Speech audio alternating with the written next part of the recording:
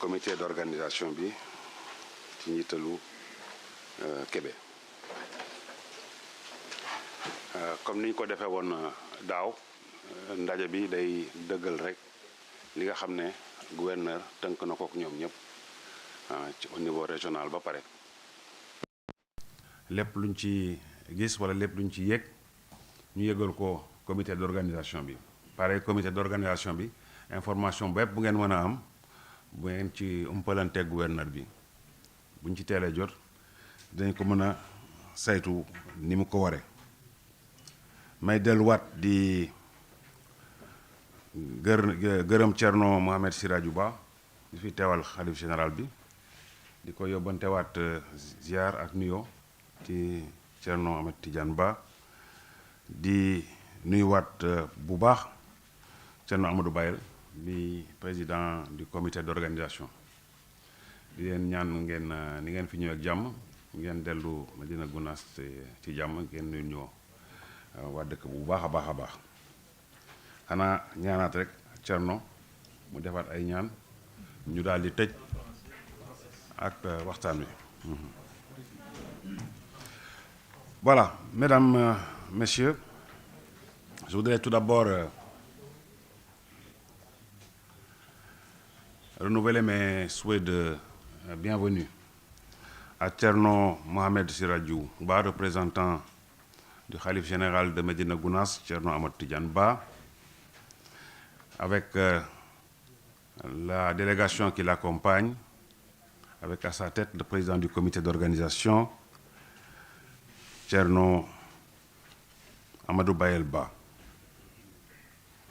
Je voudrais leur demander, encore une fois, de transmettre les salutations respectueuses et filiales de Monsieur le Président de la République, Son Excellence Bassirou Diomaye Diakhar Faye, les salutations du Premier ministre, M. Ousmane Sonko, et de l'ensemble du gouvernement, ainsi que nos vœux de santé et de longévité à l'endroit du Khalife de Médina Gounass. Je voudrais féliciter le comité d'organisation dirigé par Thierno Amadou Bayel Ba pour les excellentes conditions dans lesquelles ils ont préparé ce Dakar, édition 2025. Je rappelle que le Dakar existe depuis 1942. C'est un événement qui commence à prendre vraiment portée, je dirais même historique, dans notre pays. Donc je me réjouis de la franche collaboration qu'il y a eu entre les services de l'État, les services déconcentrés notamment, et le comité d'organisation, ce qui nous a permis d'avoir une séance très pratique comme réunion nationale qui nous conduira directement à ce Dakar.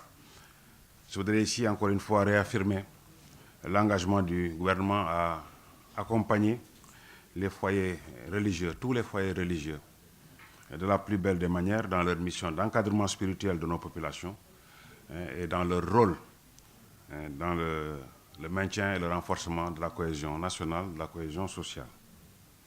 J'engage les services ici présents à respecter les engagements qu'ils ont pris devant nous tous afin d'assurer un déroulement vraiment optimal du Dakar. Je les engage à rester vigilants dans le processus de préparation du Dakar de Médina Gounass, aussi bien avant le Dakar que pendant le Dakar. J'engage naturellement le comité d'organisation, les services déconcentrés et toutes les parties prenantes à communiquer, vraiment à